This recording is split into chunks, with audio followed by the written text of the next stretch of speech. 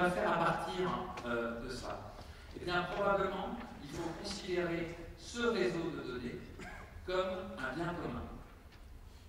Alors, un bien commun n'est pas un bien public, c'est-à-dire que ce n'est pas propriété de l'État, ce n'est pas un bien collectif, c'est-à-dire qu'il n'y a pas disparition des droits individuels, mais c'est plutôt une indivision. C'est-à-dire qu'il y a toujours des droits individuels, mais ces droits individuels sont conditionnés par le fait que c'est un bien commun, un peu comme la santé publique, c'est un bien commun. Nous avons l'air, nous avons un certain nombre de biens communs. Aujourd'hui, il y a une prise de conscience du réseau de données comme un bien commun, et donc ça, c'est extrêmement intéressant. Alors, quand on commence à travailler dans cette zone-là, on se dit oui, mais il y a, et tu le disais fort bien, formidable, bon, tu disais fort bien, il y a en effet des données qui doivent être publiques, mais en même temps, il y a une vie privée.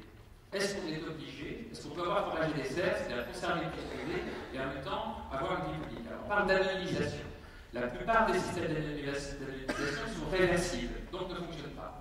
C'est-à-dire, oui, on va prendre une donnée, on va la brouiller en quelque sorte, on va en brouiller une partie, et ensuite, on va la mettre, on voit que c'est complètement le protocole est réversible. Donc, il faut travailler différemment, et c'est pour ça que nous avons travaillé sur un protocole sur les données, qui est un protocole, en fait, qui fait que toute personne, tout codeur, tout agrégateur de données, tout collecteur de données doit respecter un protocole où l'information est divisée en trois. L'information elle-même, une personne est allée au musée, par exemple.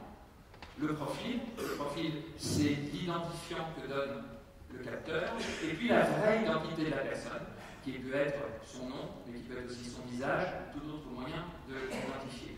Et en fait, on a un triple procédé de chiffrement, sachant que livrer l'identité relèverait à ce moment-là d'une décision judiciaire et pas autrement.